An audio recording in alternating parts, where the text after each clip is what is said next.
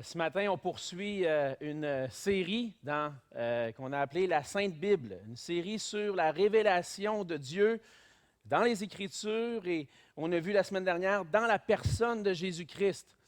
Un des privilèges qu'on a en tant qu'enfant de Dieu, c'est de savoir et d'être convaincu que le Dieu, le seul vrai Dieu, est un Dieu qui parle. C'est un Dieu qui se révèle, qui a décidé dans sa grâce de se révéler et de parler à l'humanité. On a vu dans la première prédication que Dieu a parlé à travers les auteurs des Écritures en inspirant les Écritures, de sorte qu'on est convaincu maintenant que lorsqu'on ouvre les Écritures, lorsqu'on ouvre la parole de Dieu, on est convaincu que c'est Dieu qui parle à travers elle. Mais le sujet central des Écritures, c'est la personne de Jésus-Christ, le Fils de Dieu qui est venu pour sauver l'humanité de ses péchés. Et la semaine dernière, on a vu que non seulement Dieu a révélé sa parole, mais la parole elle-même est venue incarner dans ce monde pour venir vivre parmi nous, venir accomplir le plan de Dieu parfait. Et le but de cette série-là, c'est qu'on puisse apprendre ensemble à connaître Jésus-Christ. Je suis convaincu que Jésus-Christ est l'être le plus merveilleux, le plus beau, le plus glorieux qu'on peut pas connaître. Amen? Je suis content d'entendre des Amen. Je suis content d'entendre ça. Mais ce qu'on veut, ce n'est pas juste dire Amen spontanément, mais ce qu'on veut, c'est connaître Jésus-Christ encore plus. On veut le connaître parce qu'on sait que c'est lui qui nous transforme. Et c'est lui qui nous parle à travers sa parole. Et ce matin, on arrive dans un sujet qu'on m'a confié. Yannick m'a demandé, il dit, Alexandre, peux-tu venir nous parler de l'œuvre de l'Esprit de Dieu dans nos vies avec la parole de Dieu? C'est un sujet que j'ai eu l'occasion d'étudier dans les dernières années, si je peux dire. Puis la question est la suivante. Comment le Saint-Esprit accomplit-il l'œuvre de Dieu en nous par sa parole, par la parole de Dieu? Puis ce matin, je vais avoir le privilège de vous partager un peu le fruit de mes études. Parce que c'est un long sujet, un grand sujet que j'ai découvert plein de facettes. Ce matin, je vais vous en présenter une petite partie. Si vous voulez en savoir plus, bien, venez au cours Spiritualité biblique le dimanche soir. On va pouvoir vous en donner un peu plus. Mais ça va être un plaisir pour moi de pouvoir plonger dans les Écritures ce matin, dans un texte qui nous parle de l'œuvre de l'Esprit de Dieu. Qu'est-ce que l'Esprit de Dieu va venir faire quand il va venir sur la terre? Et c'est dans Jean au chapitre 14. C'est dans Jean au chapitre 14 jusqu'au chapitre 16 qu'on trouve l'enseignement, si je pourrais dire, le plus exhaustif sur la personne de Jésus-Christ, la personne du Saint-Esprit par Jésus-Christ. Ce que j'ai réalisé en étudiant, c'est que le Saint-Esprit, on ne le voit pas beaucoup. Il n'est pas au premier plan dans les Écritures. On le voit apparaître dans un verset, l'Esprit fait ça, à d'autres endroits. Mais Jésus, dans ce passage-là, met la lumière sur l'œuvre que l'Esprit de Dieu va venir faire dans la vie de ses disciples.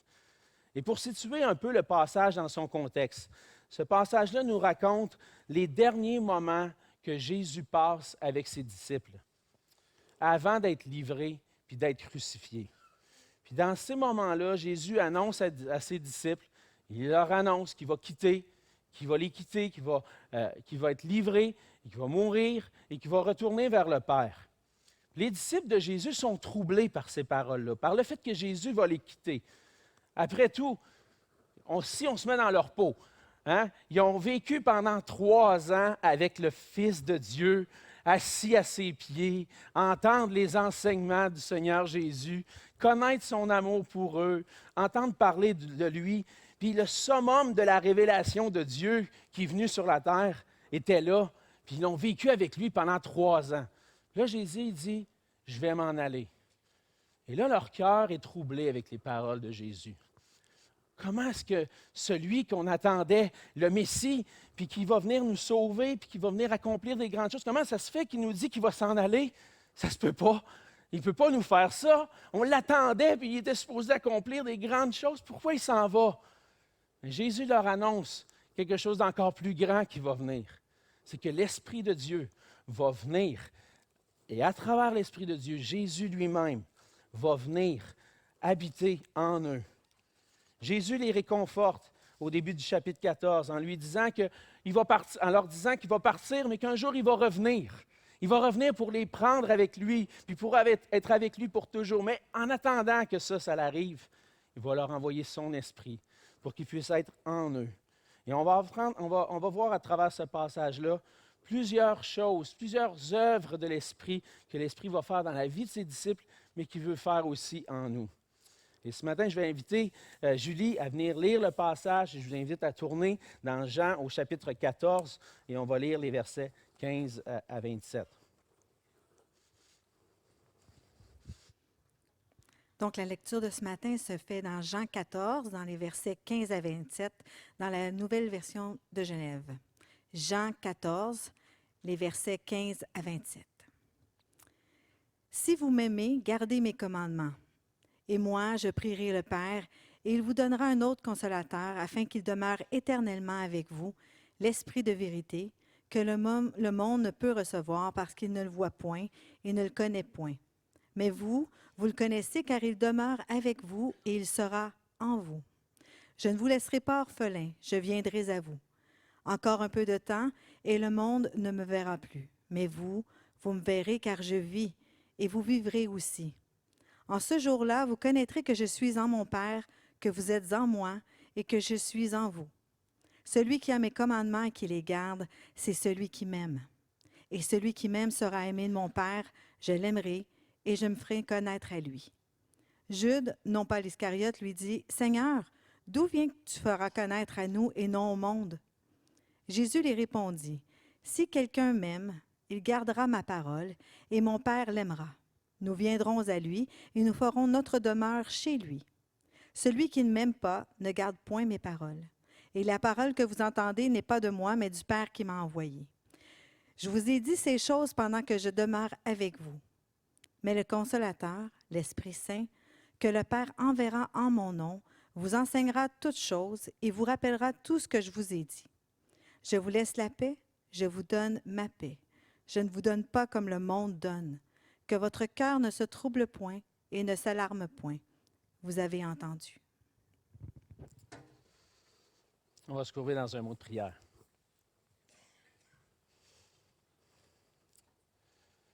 Seigneur notre Dieu, on vient devant toi ce matin.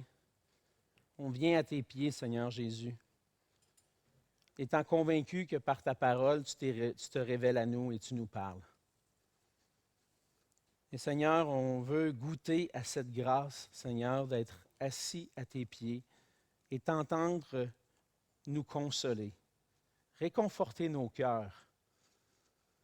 À nous qui n'avons pas eu le privilège de te voir en chair et en os, mais qui un jour avons entendu parler de toi, puis avons placé notre foi en toi.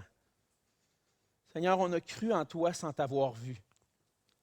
Mais à travers ta parole, tu te révèles à nous et on peut te connaître. Et c'est notre désir ce matin, Seigneur, qu'on puisse t'entendre nous parler. Ma prière, Seigneur, ce matin, c'est que tu puisses faire ton œuvre en nous par ton esprit. Qu'on puisse être attentif à ta parole. Qu'on puisse avoir des cœurs disposés à la recevoir. Seigneur, si ton esprit n'est pas là pour faire cette œuvre en nous, alors que ta parole est prêchée, alors que nous recevons tes enseignements, si ton esprit n'est pas là, tout ce qu'on fait ne sert à rien. On a besoin de ta grâce, de la grâce de ton esprit en nous pour qu'on puisse saisir la grandeur de ta parole, l'appliquer à nos cœurs pour être transformés par toi. Seigneur, viens sur chacun de nous et fais ton œuvre en nous aujourd'hui. Sois avec ma bouche, Seigneur. Permets que je puisse communiquer clairement ce que ta parole a enseigné. Cache-moi, Seigneur, derrière toi. Je veux être caché à l'ombre de ta croix. Ce que je désire le plus, Seigneur, c'est que toi, tu puisses être élevé ce matin pour que tu puisses être glorifié par ton peuple. Viens faire ton œuvre en nous et je t'en prie au nom de Jésus. Amen. Amen. L'une des plus belles grâces que le Seigneur permet qu'on puisse avoir dans ce monde, c'est la possibilité d'avoir des amis. Des amis. Et je dirais même que dans le Seigneur, d'avoir des amitiés spirituelles. Qu'est-ce que c'est les amitiés spirituelles? Une amitié spirituelle, c'est une amitié où on peut ouvrir nos cœurs, partager les choses que le Seigneur fait dans nos vies, partager les fardeaux qu'on peut vivre de jour en jour, confesser nos péchés sans avoir peur d'être jugé, mais plutôt entendre la grâce de Dieu. Les amitiés qui font qu'on peut être libre de parler sans se sentir jugé. Puis si on a besoin de se repentir de quelque chose qui est accompagné de la grâce de l'Évangile. On a tous vécu des amitiés profondes dans nos vies, mais des amitiés spirituelles profondes, c'est une coche de plus, c'est une grâce de Dieu. Et si peut-être vous vivez ça, puis peut-être que le Seigneur vous fait cette grâce-là de pouvoir vivre ça. Mais si un jour vous appreniez par un de vos amis, un de vos meilleurs amis, il vous annonce qu'il va vous quitter pour quelconque raison, une maladie ou quelque chose va faire en sorte qu'il va vous être enlevé, quel va être votre sentiment? Le sentiment va dire, ça ne se peut pas, Seigneur, que tu me fasses ça. Tu ne peux pas m'enlever cet ami-là. Il est tellement précieux pour moi. Pourquoi tu fais ça? On ne saisit pas toujours la grandeur de la communion que les disciples pouvaient avoir avec Jésus. Mais notre ami le plus fidèle, le plus précieux pour nous, c'est Jésus-Christ. Et lorsqu'on réalise la grandeur de la communion que les disciples pouvaient avoir avec lui, on peut se dire, je comprends tellement les disciples d'être troublés par les paroles de Jésus. Et n'est-ce pas que comme disciples de Jésus-Christ, nous-mêmes, on aimerait ça, le voir des fois, être assis à ses pieds, puis l'entendre nous parler. Et dans le passage qu'on a lu, puis qu'on va voir ce matin, on apprend que le Saint-Esprit, c'est le consolateur des disciples de Jésus. Un consolateur qui va rendre possible la présence de Jésus dans la vie de ses disciples et possible une communion intime avec lui. Dans le passage, on voit que l'Esprit Saint est un consolateur qui nous rappelle les enseignements que Jésus a donnés et qui nous place en communion avec Jésus-Christ par l'obéissance à sa parole. En d'autres mots, si on veut comprendre l'œuvre du Saint-Esprit, on a besoin de comprendre que son œuvre principale est de glorifier le Seigneur Jésus et de nous conduire à lui. C'est ce que Jésus annonce. Ce que Jésus annonce, c'est que je vais venir habiter en vous par mon esprit. Et par mon esprit, je vais vous enseigner. Je vais vous rappeler ce que je vous ai enseigné. Et le Saint-Esprit, son œuvre, la première œuvre, si vous voulez retenir une chose ce matin, une œuvre que le Saint-Esprit fait, c'est de nous conduire à Christ et de nous conduire à la parole de Christ. Et ce matin, on va voir ensemble, puis dans ce passage-là et dans d'autres passages, que par les Saintes Écritures, l'Esprit Saint est notre consolateur, qui nous enseigne, qui nous transforme et qui nous conduit à l'obéissance de Jésus-Christ. On va voir que l'œuvre de l'Esprit en nous, par le moyen des Écritures, c'est de nous conduire à Christ. Premièrement, en nous enseignant la vérité que Christ a enseignée. Deuxièmement, en nous transformant par la vérité que Jésus nous donne. Et troisièmement, en nous conduisant dans l'obéissance et dans la communion de Christ par la vérité. Premièrement, l'Esprit agit en nous, par la parole de Dieu, pour nous conduire à Jésus-Christ. L'Esprit Saint, c'est celui qui nous enseigne par la vérité. On voit dans les versets 16 et 17, je vais les relire, que Jésus dit, « Et moi, je prierai le Père, et il vous donnera un autre consolateur afin qu'il demeure éternellement avec vous, l'Esprit de vérité, que le monde ne peut recevoir parce qu'il ne le voit point, ne le connaît point, mais vous le connaissez, car il demeure avec vous et il sera en vous. » Et plus loin, au verset 26, Jésus dit, « Mais le Consolateur, l'Esprit Saint, que le Père enverra en mon nom, vous enseignera toutes choses et vous rappellera tout ce que je vous ai dit. » L'Esprit Saint enseigne par la vérité que Jésus a enseignée. Mais l'Esprit Saint il a agi premièrement dans la vie des disciples de Jésus. Si on veut séparer un peu, il faut séparer un petit peu l'œuvre de l'Esprit. On voit l'œuvre de l'Esprit dans les disciples de Jésus et à l'époque de ceux qui ont reçu le Saint-Esprit, et il y a l'œuvre de l'Esprit dans nos vies, à nous aujourd'hui, l'Église. Quelle était l'œuvre de l'Esprit qu'on voit dans ce passage-là, puis qu'on va voir aussi dans Jean 15 et Jean 16? C'était que l'Esprit de Dieu a enseigné et rappelé aux apôtres la vérité qui nous est révélée dans les Écritures. En d'autres mots, ce que l'Esprit a fait, il a agi à l'intérieur, dans la vie des apôtres, pour les conduire à mettre par écrit ce que Jésus veut enseigner, ce que Jésus veut nous enseigner. Et c'est à travers l'œuvre de l'Esprit, qu'on l'a vu dans la première prédication, à travers l'œuvre de l'inspiration, que l'Esprit de Dieu a conduit les apôtres à mettre par écrit la parole de Christ. L'Esprit, c'est l'Esprit de vérité qui a veillé à la révélation de la vérité contenue dans les Écritures. L'Esprit de vérité, ici on voit, Jésus l'appelle comme ça, il dit l'Esprit de vérité.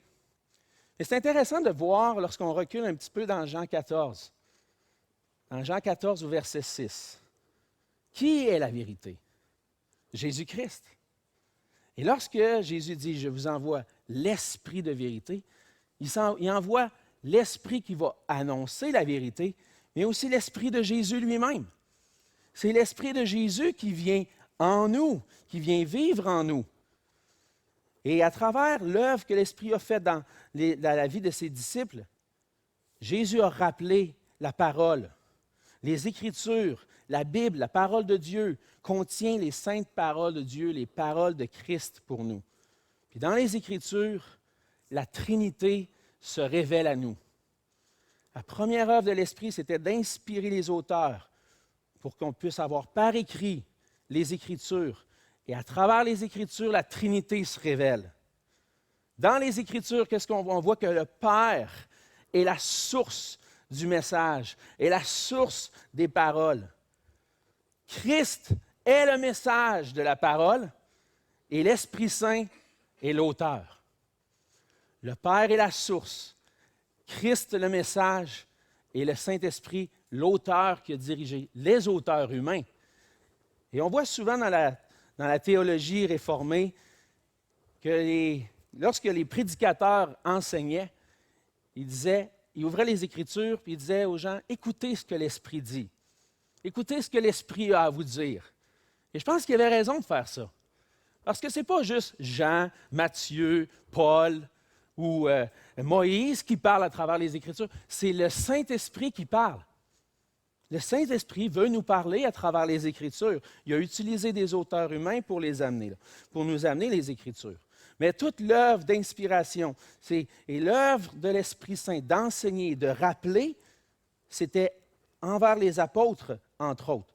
On voit dans Jean 15, au verset 26 à 27, Jésus dit à ses disciples, « Quand sera venu le Consolateur que je vous enverrai de la part du Père, l'Esprit de vérité qui vient du Père, il rendra témoignage de moi. » L'œuvre de l'Esprit, c'est de rendre témoignage de Jésus-Christ, de conduire à Christ. Et il dit, vous aussi, vous rendrez témoignage, parce que vous êtes avec moi dès le commencement. Donc, l'Esprit a rendu témoignage de Christ dans les apôtres, et les apôtres ont pu rendre témoignage de Christ au monde.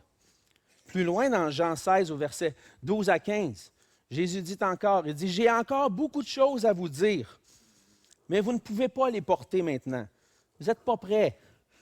Quand le Consolateur sera venu, l'Esprit de vérité, il vous conduira dans toute la vérité, car il ne parlera pas de lui-même, mais il dira tout ce qu'il aura entendu, et il vous annoncera les choses à venir. Il me glorifiera parce qu'il prendra de ce qui est à moi et vous l'annoncera. Tout ce que le Père a est à moi. C'est pourquoi j'ai dit qu'il prend de ce qui est à moi et qu'il vous l'annoncera. » Donc, c'était une œuvre particulière que l'Esprit a faite dans les disciples, d'amener la parole de Christ, de glorifier Christ à travers des enseignements que Christ donnait à l'Esprit Saint pour le donner aux apôtres qui l'ont mis par écrit. Et donc, nous, on est entièrement convaincus aujourd'hui que lorsqu'on ouvre les Écritures, l'Esprit de Dieu a parlé à travers les Écritures. Et avant de pouvoir faire une œuvre en nous, l'Esprit a inspiré l'Écriture pour que nous, on puisse recevoir ce message que l'Esprit a déjà préparé pour nous. L'Esprit a accompli une œuvre parfaite en mettant les Écritures, la parole de Dieu, entre nos mains. Maintenant, l'Esprit veut faire quelque chose avec ça. Il ne veut pas que ça reste sur une tablette, cela. Il ne veut pas que ça reste en silence, caché. Non, il veut que ce soit prêché. Il veut qu'on la lise. Pourquoi? Parce qu'il y a quelque chose qu'il veut faire en nous, mais avec ce qu'il a inspiré, avec les enseignements que Jésus a apportés. Et donc, l'œuvre de l'Esprit de vérité dans les auteurs des Écritures, ça a été de mettre par écrit les enseignements de Christ. Mais non seulement l'Esprit a agi dans les apôtres, mais l'Esprit nous enseigne, à nous aussi, la vérité par les Écritures. Comme l'Esprit a enseigné les apôtres, il nous enseigne à nous aussi. Dans son épître, dans 1 Jean au chapitre 2, Jean nous dit qu'on a reçu l'onction du Saint-Esprit et que par cette onction, on a la connaissance de la vérité. Dans 1 Jean 2, verset 27, « Pour vous, l'onction que vous avez reçue de lui demeure en vous, et vous n'avez pas besoin qu'on vous enseigne. Mais comme son onction vous enseigne toute chose, qu'elle est véritable et qu'elle n'est point un mensonge, demeurez en lui selon les enseignements qu'elle vous a donnés. » Donc, le rôle du Saint-Esprit qui était d'enseigner les disciples, c'est aussi le rôle du Saint-Esprit dans nos vies à nous aussi, comme disciples de Christ, de nous enseigner. Jean va dire, on n'a pas besoin qu'on vous enseigne. L'idée ici, c'est que dans le contexte de 1 Jean, c'était qu'il y avait des fausses doctrines, des antéchrists qui annonçaient un mauvais message, qui annonçaient un message contraire à la vérité. Et là, ce que l'apôtre Jean va dire, c'est vous n'avez pas besoin qu'on vous enseigne. Vous savez déjà quelle est la vérité. Et l'Esprit de Dieu vous a donné cette connaissance-là à partir des enseignements qu'on vous a donnés. Donc, qu'est-ce que les apôtres ont fait? Ils ont prêché les paroles. L'Esprit de Dieu a été donné aux enfants de Dieu. Et à partir de là, les gens ont la connaissance de Dieu, capables de discerner la vérité de l'erreur. Et c'est une des premières œuvres que l'Esprit fait en nous, c'est d'utiliser la vérité pour nous aider à discerner l'erreur. Discerner la vérité de l'erreur. Mais l'Esprit utilise les vérités révélées dans les Écritures, les enseignements de Christ, pour nous conduire à Jésus-Christ. Par la parole inspirée, l'Esprit nous conduit à Jésus. On l'a vu dans Jean 16, le rôle de l'Esprit, c'est de glorifier Christ. Et ce qu'on a besoin dans nos vies comme chrétiens, c'est de connaître Jésus-Christ dans toute sa grandeur. Le besoin le plus grand de tous les croyants, ce n'est pas une vie de prière qu'on vit des expériences spéciales. Ce n'est pas d'avoir une nouvelle révélation de la part de Dieu qui ouvre ma connaissance. Ce n'est pas d'avoir des expériences spéciales lorsque je vis dans la louange. On peut vivre des choses dans nos cœurs. Je ne suis pas en train de dire ça. J'en vis plein d'émotions lorsqu'on est en train de louer le Seigneur puis chanter la gloire de Christ. Mais l'œuvre de l'Esprit, c'est de nous conduire à Christ. Et on a dans les Écritures qui sont toutes suffisantes, tout ce qu'on a besoin pour connaître Jésus-Christ et sa grandeur. Tout ce qu'on a besoin est là dans l'Écriture. Mais ce qu'on a besoin, c'est de l'œuvre de l'Esprit en nous pour nous donner la connaissance de Jésus-Christ. Connaître Christ, c'est ce qu'on a besoin comme chrétiens. Et dans les Écritures, nous contemplons la gloire de Dieu révélée dans l'œuvre et la personne de Christ. Si on veut contempler Jésus-Christ, si on veut vivre une relation intime avec lui, si on veut grandir dans sa connaissance, je n'ai pas besoin de chercher ailleurs.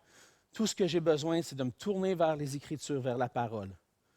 C'est par sa parole que Jésus-Christ se fait connaître à moi et par son esprit m'aide à saisir ce qui m'est enseigné. L'esprit et la parole sont inséparables. On ne veut pas négliger ni l'un ni l'autre. On ne veut pas être juste concentré sur la parole puis recevoir la parole sans avoir l'œuvre de l'Esprit en nous qui fait une œuvre pour nous aider à connaître Christ. Et on ne veut pas négliger les Écritures pour juste ressentir ce que l'Esprit fait en nous puis avoir des nouvelles choses. Non, ce qu'on veut, c'est les mettre ensemble. L'Esprit a inspiré les Écritures et nous les donne parce qu'il veut faire quelque chose en nous avec les paroles de Jésus, que Jésus nous a données. Mais pratiquement, comment l'Esprit nous enseigne la vérité? L'Esprit nous enseigne la vérité de plusieurs façons. Mais deux façons que les réformateurs ont soulignées, entre autres Jean Calvin. Ils soulignent deux façons dont l'Esprit nous enseigne. Et premièrement, l'Esprit est à l'œuvre extérieurement de nous. Par exemple, on est assis et on est là et on reçoit le message de Dieu. C'est extérieur à nous.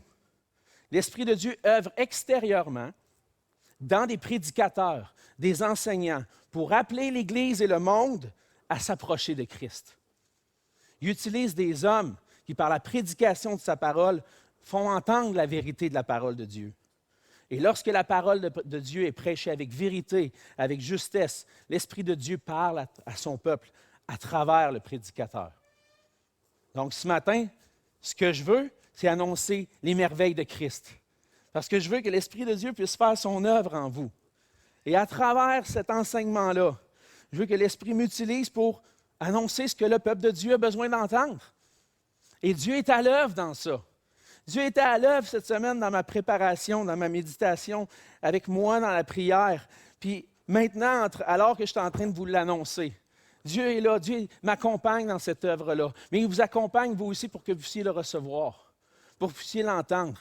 Et pour les réformateurs, contrairement à ce qui se vivait dans l'Église catholique auparavant, ils ont mis un accent particulier, puis on est dans cette tradition-là, puis on continue. Ça, c'est que la parole de Dieu soit proclamée, prêchée, semaine après semaine, dimanche après dimanche. Puis dans ce temps-là, c'était chaque jour dans l'Église. Pourquoi? Parce que lorsque la parole de Dieu est prêchée, Dieu est à l'œuvre. Il est à l'œuvre parce que son peuple est attentif au message. L'Esprit est à l'œuvre extérieurement, mais il est à l'œuvre intérieurement aussi, en nous, pour nous rappeler les enseignements qu'on reçoit. Vous savez, des fois, on dit « l'Esprit nous parle ». Mais qu'est-ce que ça veut dire, l'Esprit nous parle? Mais je pense que l'Esprit nous parle lorsqu'il nous rappelle des enseignements des Écritures qu'on a entendus. Puis là, on est en train de vivre et de mettre en pratique la parole de Dieu. Puis là, il y a des choses auxquelles on fait face. Puis là, il y a des attitudes qui surgissent. Puis là, il y a des choses. L'Esprit me rappelle quelque chose. Dans cette situation-là que je vis, c'est vrai, c'est cette attitude-là que je devrais adopter. Et c'est ce que Jésus enseigne à ses disciples. L'Esprit va vous enseigner, mais il va vous rappeler aussi les paroles que je vous ai dites. Et une des choses que l'Esprit fait, c'est de nous ramener à la parole de Dieu pour qu'on puisse accepter la connaissance de la vérité, puis vivre dans l'obéissance à Christ. Par la parole qui nous est révélée, l'Esprit nous enseigne. L'Esprit nous enseigne par la vérité. Ça, c'est la première chose qu'on a vue. L'Esprit est un enseignant, celui qui enseigne la vérité, qui nous conduit à Christ. Une deuxième œuvre que l'Esprit fait, c'est de nous transformer par la vérité. Ce que Dieu veut accomplir en nous par son Esprit, c'est une transformation à l'image de Jésus-Christ. On appelle ça la sanctification progressive. En théologie, si on sort les grands termes, qu'est-ce que c'est ça, la croissance à l'image de Christ? C'est la sanctification. C'est une sanctification où je vais graduellement, progressivement, grandir dans ma connaissance de Christ, grandir dans ma compréhension des enseignements que Christ me donne et grandir dans mon obéissance à Christ. Et l'œuvre de l'Esprit de Dieu, c'est de nous transformer à l'image de Christ. On lit dans Romains 8, 29 que le plan de Dieu, pour ceux qui connaissent le Seigneur, c'est d'être semblables à l'image de son Fils. Car ceux qu'il a connus d'avance, il les a aussi prédestinés à être semblables à l'image de son Fils. Plus loin, Paul va dire dans 2 Corinthiens 3, 18, il dit « Nous tous, dont le visage découvert reflète la gloire du Seigneur, nous sommes transformés en la même image, de gloire en gloire par l'Esprit du Seigneur. » Donc, on contemple la connaissance de Christ dans les Écritures et l'Esprit du Seigneur fait son œuvre en nous pour que progressivement, on ressemble de plus en plus à Jésus-Christ. Dans son traité sur le Saint-Esprit, le puritain John Owen, les puritains ont vécu au 17e siècle, principalement en Grande-Bretagne. Et puis, le puritain John Owen il explique qu'en chaque croyant, Dieu accorde son esprit.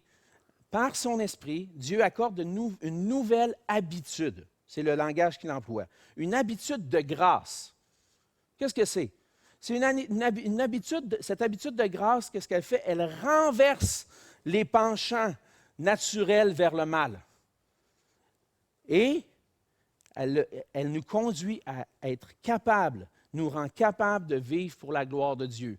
Lorsqu'on vient au Seigneur, lorsque notre cœur est transformé, qu'on est de nouveau, qu'on apprend à connaître Jésus-Christ, qu'est-ce que l'Esprit fait une œuvre? Il nous donne une habitude de grâce qui fait que mes penchants naturels vers le mal sont transformés vers des penchants à glorifier Dieu. Ça, c'est la première chose que l'Esprit fait. Il nous sauve, il nous transforme notre cœur pour qu'on puisse être sensible au mal, puis dire non, ce n'est pas ça que je veux, et de plus en plus sensible à la parole de Dieu et la recevoir. Mais les puritains utilisaient, pour nous aider à comprendre comment l'Esprit fait cette œuvre-là, pour nous transformer à l'image de Christ, utilisaient 3 aspects de l'être humain pour l'expliquer. Que cette habitude de grâce-là donne. John Owen, il dit, par nature, cette habitude de grâce incline et dispose l'intelligence, la volonté et les affections pour produire des œuvres de sainteté correspondant à sa nature et de nous rendre capables de vivre pour Dieu. Donc, l'Esprit en nous opère une transformation sur 3 aspects. Il transforme notre intelligence, il transforme nos cœurs, notre volonté, il transforme nos affections. Et on va voir c'est quoi comment l'Esprit travaille dans ces 3 aspects-là. Premièrement, l'Esprit transforme notre intelligence par sa parole. Le psalmiste dit dans le psaume 119, verset 18, il dit « Ouvre mes yeux pour que je contemple les merveilles de ta loi. » La prière du psalmiste, c'est de dire « Seigneur, donne-moi des yeux pour comprendre. » Évidemment, on s'entend que c'est les yeux du cœur dont il parle. Ouvre mes yeux, les yeux de mon cœur, pour que je puisse voir combien ta parole est précieuse. Parce que naturellement, je le sais, naturellement, par nature, à cause de ma nature pécheresse, je ne vois pas ça comme les Écritures comme quelque chose de précieux. S'il y a quelque chose qui me fait voir, s'il y a quelque chose qui se produit en moi, qui me fait voir les Écritures, puis la parole de Christ comme quelque chose de précieux, c'est parce que c'est toi qui fais cette œuvre-là en moi. Ouvre mes yeux pour que je puisse contempler que ta parole est merveilleuse, pour que je puisse contempler combien il y a de merveilles dans ta parole. L'apôtre Paul va prier pour les Éphésiens dans Éphésiens 1, versets 16 à 18. Il dit « Je fais mention de vous dans mes prières, afin que le Dieu de notre Seigneur Jésus-Christ, le Père de gloire, vous donne un esprit de sagesse et de révélation dans sa connaissance, qu'il illumine les yeux de votre cœur. » Et là, je vais paraphraser le reste pour que vous connaissiez la grandeur, la puissance de Dieu manifestée en Jésus-Christ. Parce que là, le passage est trop long. Paul s'élance dans une longue description. Je paraphrase comme ça. Mais là, ce que Paul est en train de dire, il prie pour un esprit de sagesse et de connaissance et de révélation dans la connaissance de Christ, puis que l'Esprit puisse illuminer les yeux de nos cœurs. L'Esprit illumine notre intelligence. On appelle ça l'œuvre de l'illumination. L'illumination, c'est l'œuvre que l'Esprit fait qui nous permet d'ouvrir les yeux de notre intelligence et de notre cœur pour recevoir la parole. L'œuvre de l'illumination, c'est de passer d'un aveuglement spirituel par nature à une vision parfaite de la gloire de Dieu manifestée en Jésus-Christ. Naturellement, la Bible nous dit qu'on fait face à 2 problèmes. Par nature, à cause de notre péché, on est dans les ténèbres. Et en plus, on est aveugle. On est dans les ténèbres, ça veut dire qu'on ne peut pas voir où on s'en va. Puis encore pire, on est aveuglé.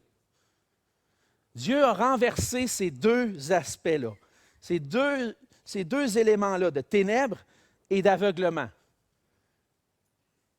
Dans nos ténèbres, Dieu a envoyé son Fils, la lumière du monde, pour venir briller dans nos ténèbres, pour venir enlever ce qu'on ne voyait pas, puis qu'on puisse voir la gloire de Dieu à travers Christ. Mais si je reste aveugle, ça donne quoi ça? Je vais l'entendre parler, je ne saisirai pas, je ne comprendrai pas. Mais Dieu a renversé le deuxième problème aussi.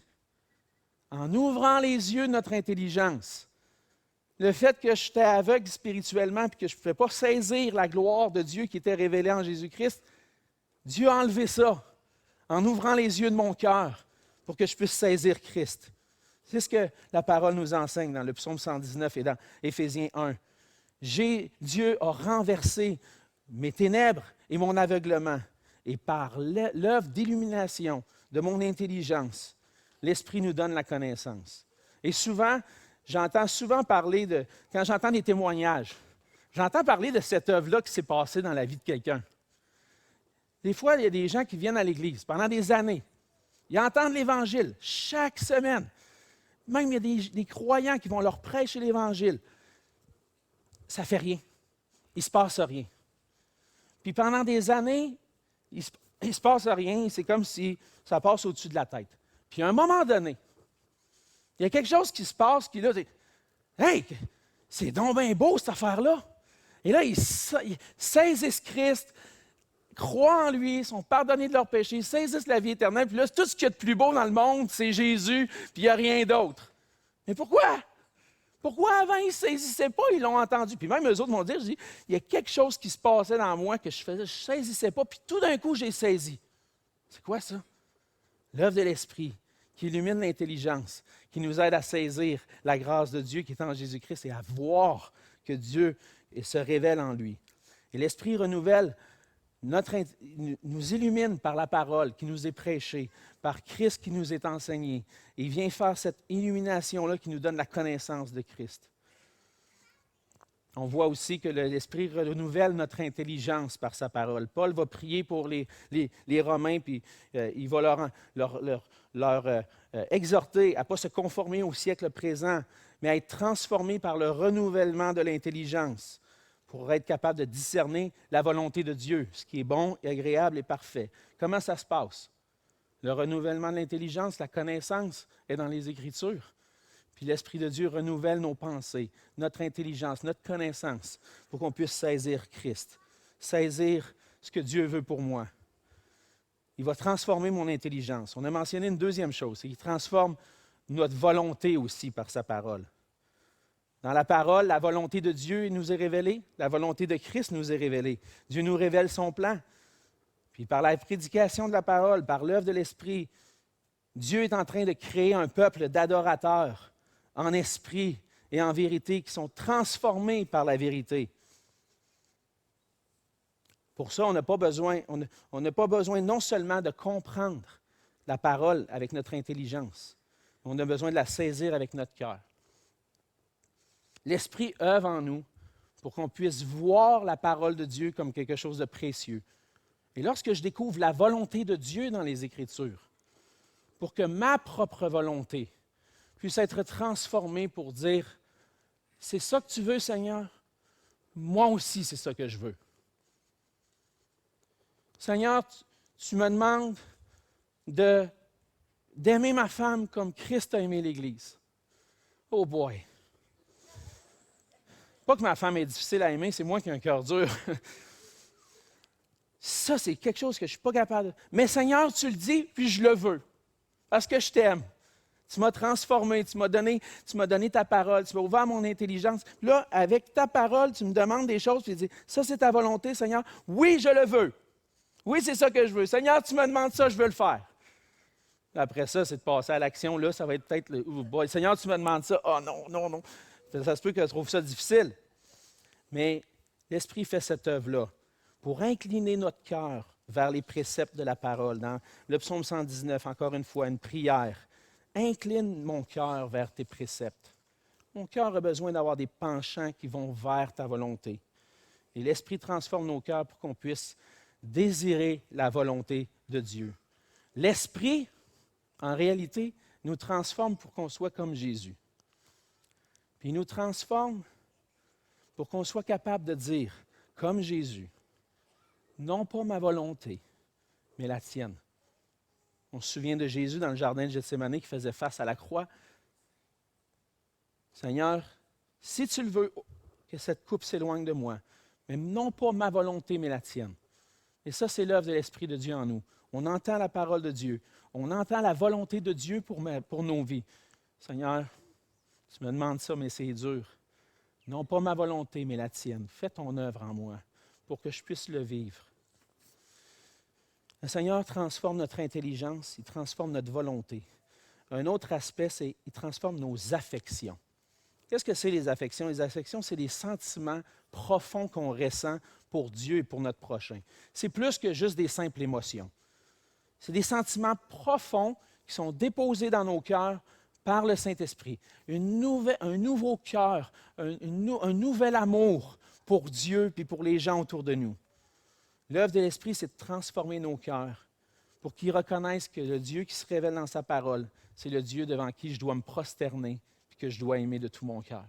Ça prend une œuvre de l'Esprit pour réussir à fléchir les genoux et dire « Seigneur, tu es digne de gloire, tu es d'adoration, puis je vais fléchir mon genou devant toi, puis je t'adore, puis je t'aime de tout mon cœur. » Ça, c'est l'œuvre de l'Esprit qui transforme notre affection naturelle c'est plutôt une aversion naturelle envers Dieu vers une affection spirituelle, un amour pour Dieu.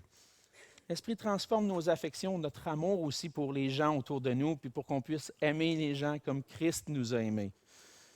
Par la transformation que l'Esprit fait en nous, on reçoit les enseignements de la parole et l'Esprit transforme nos cœurs pour changer nos cœurs pour qu'on puisse aimer Dieu et aimer les gens comme Christ aime les gens. Il y a deux aspects de ces affections-là que l'Esprit travaille. Premièrement, il y a un aspect positif. L'aspect positif, c'est comme je l'ai mentionné, c'est l'amour pour Dieu. Mais il y a un aspect négatif aussi, c'est une haine pour le péché. Non seulement l'Esprit de Dieu transforme nos affections en nous, pour nous qu'on aime Dieu, mais qu'est-ce qu'il fait encore plus?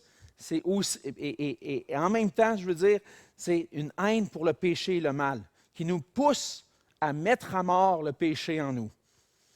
Donc Dieu fait toute cette œuvre-là par son Esprit, transforme notre intelligence, notre volonté, nos affections, pour qu'on puisse aimer comme Christ. Et à travers le fait que Christ habite en nous par son Esprit, Paul peut dire, c'est plus moi qui vis, c'est Christ qui vit en moi. Et tous le fruit de l'Esprit, tous les aspects du fruit de l'Esprit que l'Esprit provoque en moi manifestent la personne de Christ. On l'a vu dans l'Épître aux Galates, le fruit de l'Esprit, c'est l'amour, la joie, la paix, la patience, la bienveillance, la foi, la douceur, la maîtrise de soi.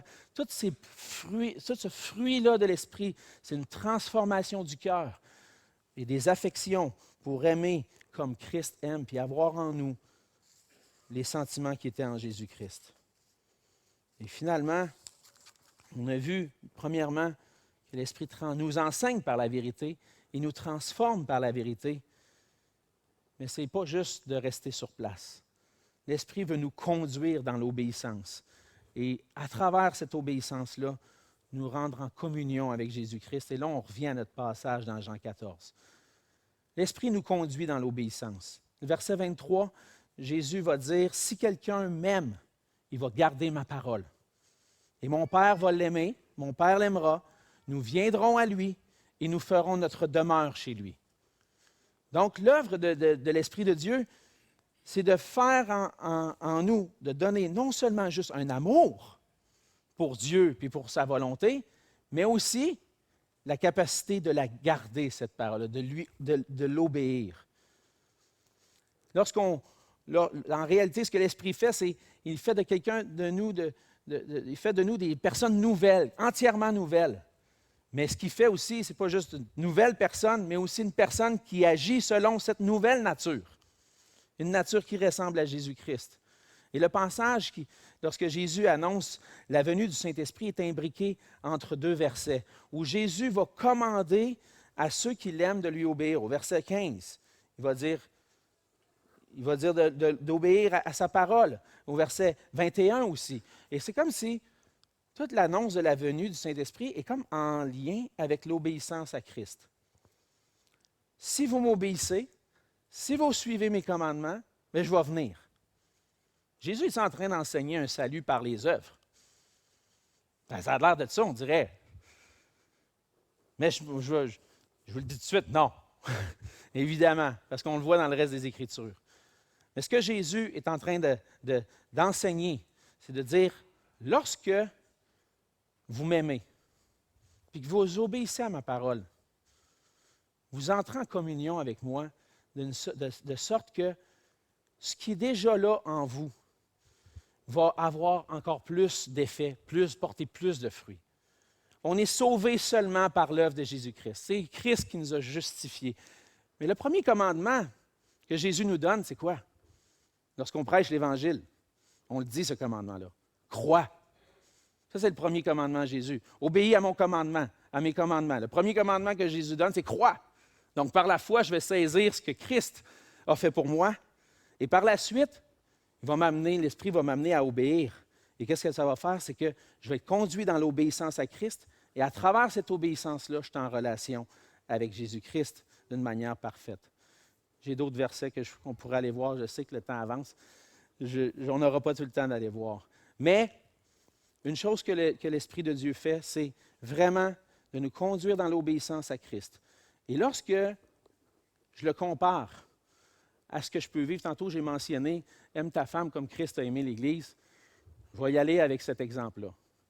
Je peux dire au Seigneur, ça va être tough, mais oui, c'est ma volonté, c'est ça que tu veux pour moi, c'est ça que je veux. Maintenant, j'ai besoin de l'Esprit de Dieu aussi, pas seulement pour que ça soit ma volonté, mais que ça se reflète dans mes actions aussi. Et donc, l'Esprit vient en nous pour qu'on puisse obéir à la parole. Et si j'étais en communion avec ma femme, puis je dis à ma femme à tous les jours, je t'aime, je t'aime, je t'aime, je t'aime, puis je ne le démontre jamais dans mes actions, on ne sera pas vraiment en communion l'un avec l'autre. Hein? Je t'aime, je t'aime. Ouais, mais, je veux dire, prouve-les, là. Tu sais, montre-les. Mais c'est un peu ça que Jésus est en train de dire. Si tu m'aimes, ben, tu vas me le montrer. Puis c'est l'Esprit de Dieu qui est envoyé vers nous pour rendre possible ça. Et lorsqu'on vit cela, on vit pleinement en communion avec le Seigneur Jésus. Et l'Esprit de Dieu nous conduit à Christ. Par lui, on est en communion avec le Père et le Fils. Le Seigneur Jésus dit, lorsque le Saint-Esprit va venir, vous allez être obéissants à mes paroles, on va être en communion ensemble, puis la communion va être avec le Père et le Fils. Par l'Esprit de Dieu, on vit une communion parfaite avec la parole de Dieu, avec Dieu révélé en Jésus-Christ. On vit une communion parfaite avec Christ, mais on est en communion avec le Père. Et c'est pour ça que Jean va dire dans son épître, si nous disons que nous sommes en communion avec lui et que nous marchions dans les ténèbres, nous mentons et nous ne pratiquons pas la vérité. Mais si nous marchons dans la lumière, comme il est lui-même dans la lumière, nous sommes mutuellement en communion et le sang de Jésus, son Fils, nous purifie de tout péché. Par l'obéissance que l'Esprit met en nous, on vit une communion avec Jésus-Christ. Et on vit cette communion-là par la parole par laquelle Jésus nous parle. Puis l'Esprit dispose nos cœurs à vivre en communion avec Dieu. Et par l'obéissance, Jésus va terminer le passage au verset 27. Je vous donne ma paix. Je m'en vais. Je ne serai plus avec vous. Il y a quelque chose de plus grand qui va se produire, c'est quand l'Esprit de Dieu va venir en vous. Et lorsque l'Esprit va venir en vous, je vais vous donner ma paix. Une paix qui vient de l'obéissance. Lorsque on vit dans l'obéissance à Christ, le Seigneur nous donne sa paix. Si on désobéit, on le sait. L'Esprit parle à notre conscience. On sait qu'on ne marche pas dans la volonté de Dieu. On n'est pas en paix.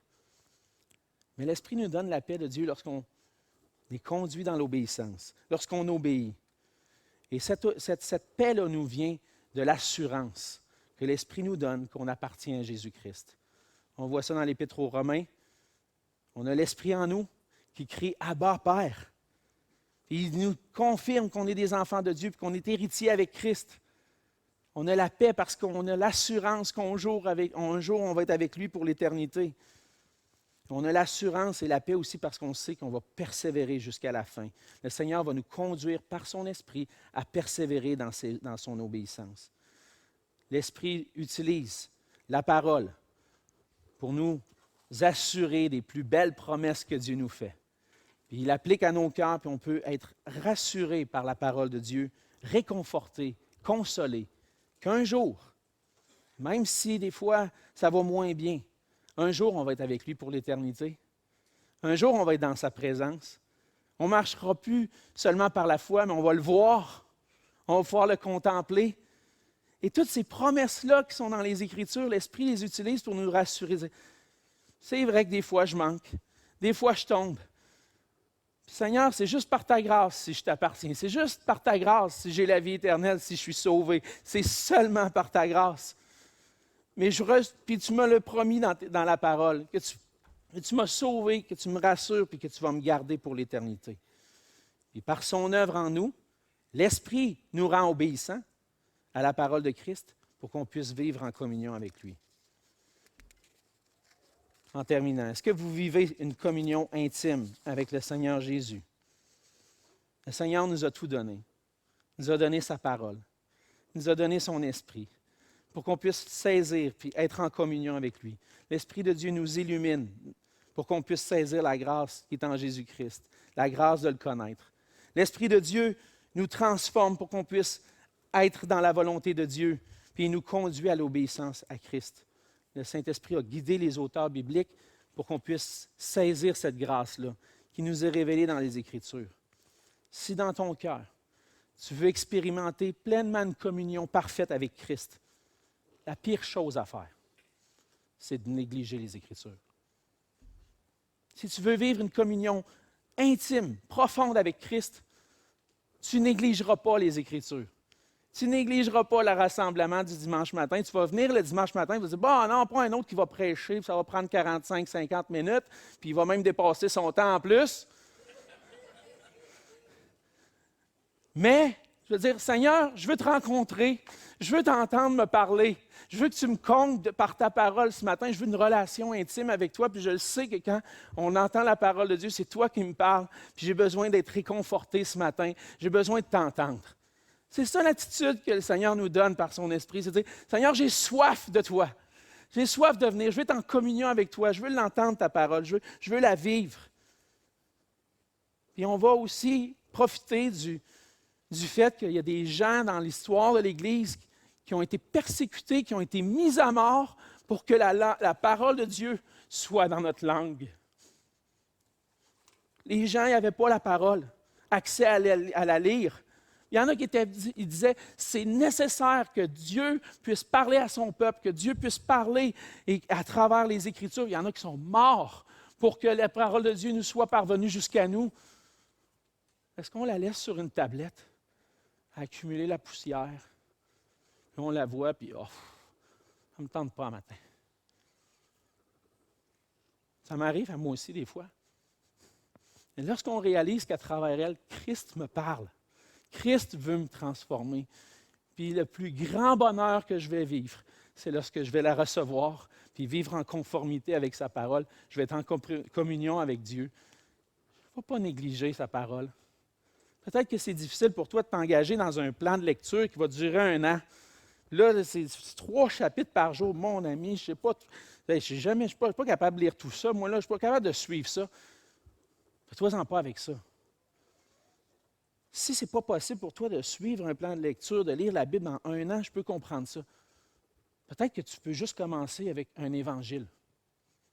Aller rencontrer Jésus dans l'évangile de Jean, par exemple. Prends juste le mois de, le mois de février, dire, en février, je veux lire l'évangile de Jean. Puis je vais aller rencontrer Jésus dans l'évangile de Jean. Puis après ça, je vais aller lire Matthieu, ou je vais aller lire, peut-être que c'est juste là que tu peux commencer. Dire, cette année, je veux lire les évangiles. C'est déjà ça. C'est déjà là où Dieu se révèle et on peut recevoir. Et si le Seigneur te donne la capacité de lire les Écritures au complet, puis la persévérance dans ça, gloire à Dieu. Mais on ne veut pas que cette tâche-là devienne tellement immense à nos yeux qu'on en vient à la négliger la parole. Prendre du temps régulièrement dans les Écritures, c'est permettre au Saint-Esprit d'accomplir la plus belle œuvre qu'il veut faire en nous. Nous conduire à chaque instant de notre vie à connaître Christ, à être transformé à son image, puis à marcher dans son obéissance pour qu'on puisse être en communion avec lui. Pour expérimenter cette communion-là, on doit vivre, écouter la parole de Dieu, le Seigneur Jésus qui se révèle dans sa parole. On va prier ensemble. Seigneur notre Dieu, on veut te dire merci pour ta grâce envers nous. Merci parce que tu nous sauves. Par ta parole, tu te révèles à nous. Et par ton esprit, Seigneur, tu nous permets de la saisir. Seigneur, aide-nous à te désirer encore plus, à désirer te connaître, à contempler ta beauté, la beauté de ton amour, la gloire de l'amour de Dieu manifesté dans l'Évangile. Seigneur Jésus, on veut te connaître. Si on ouvre la Bible, c'est parce qu'on veut te connaître toi. On veut te rencontrer toi. On veut souper avec toi. On veut prendre un café avec toi. On veut être assis à tes pieds et être transformé par toi. Seigneur, donne-nous cette habitude de se tourner vers ta parole, d'écouter les enseignements qui nous viennent de toi, pour qu'on puisse vivre à ta gloire, à la gloire du seul Dieu qui mérite toute l'adoration, le Dieu de majesté qu'on veut célébrer, et Jésus-Christ, notre Seigneur. À toi soit la gloire au nom de Jésus. Amen.